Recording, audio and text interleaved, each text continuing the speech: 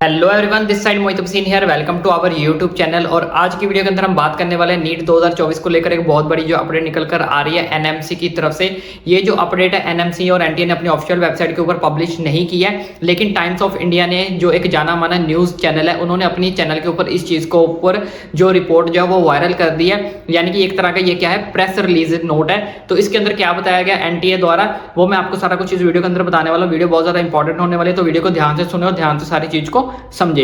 इसके अंदर एनएमसी ने अपनी प्रेस रिलीज के अंदर ये बताया है कि हमारे पास जो है वो बात पहुंच चुकी है कि बहुत सारे बच्चे ऐसे हैं जिनको कंफ्यूजन हो रही है न्यू एनसीईआरटी और ओल्ड एनसीईआरटी के अंदर और उसके सिलेबस को लेकर। जैसे कि आपको पता है पिछले कुछ टाइम्स के अंदर इसके ऊपर चर्चा भी चल रही है। बहुत सारे बच्चों को कंफ्यूजन चल भी रही थी कि न्यू एनसीईआरटी पढ़े या ओल्ड एनसीईआरटी पढ़े। इवन अभी भी इसके ऊपर जो है चर्चा चल रही है, कंफ्यूजन चल रही है कि सर, कुछ बच्चे बोल रहे हैं कि सर हम ओल्ड वाला सिलेबस पढ़े, न्यू वाला सिलेबस पढ़े। नीट 2024 का जो सिलेबस रिलीज किया गया था उसके अंदर कुछ टॉपिक्स ऐसे ऐड किए गए थे जो न्यू एनसीईआरटी में तो है लेकिन ओल्ड एनसीईआरटी में नहीं है। लेकिन कुछ टॉपिक्स ऐसे हैं जो ओल्ड एनसीईआरटी में नहीं है लेकिन न्यू एनसीईआरटी में दिए गए हैं। तो जिसकी वजह से बच्चों को बहुत ज्यादा कंफ्यूजन चल रही थी कि ओल्ड एनसीईआरटी के अंदर के थ्रू प्रिपरेशन करें, न्यू एनसीईआरटी के थ्रू प्रिपरेशन करें। तो बहुत सारे बच्चे मुझे भी कमेंट्स कर रहे। तो इवन आज तक ये जो सोल्यूशन है इसका हमें नहीं मिल पाया था। तो जिसके लिए एनटीए ने, एनएमसी ने अपनी एक प्रेस रिलीज नोट जो टाइम्स ऑफ इंडिया ने पब्लिश किया है उसके ऊपर यह चीज बता दी है कि हम एक नया सिलेबस जो है वो रिलीज करने वाले हैं। नीट का 2024 के लिए एक लाइट सिलेबस जो है वो रिलीज करने वाले हैं।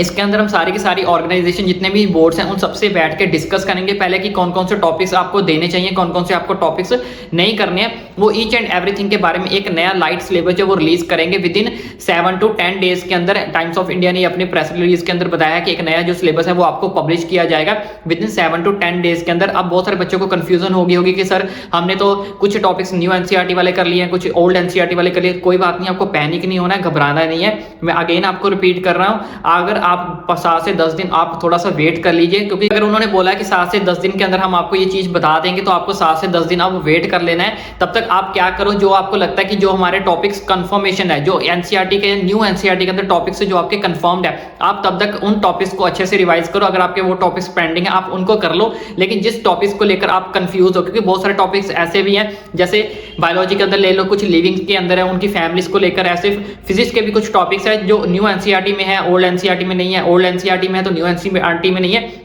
तो जिसकी वजह से हमें कंफ्यूजन चलती रहती है कि यार ये करें ना करें, इसको छोड़े, क्या इसमें से क्वेश्चन आएगा नहीं आएगा, क्या ये टॉपिक करने हैं नहीं करने।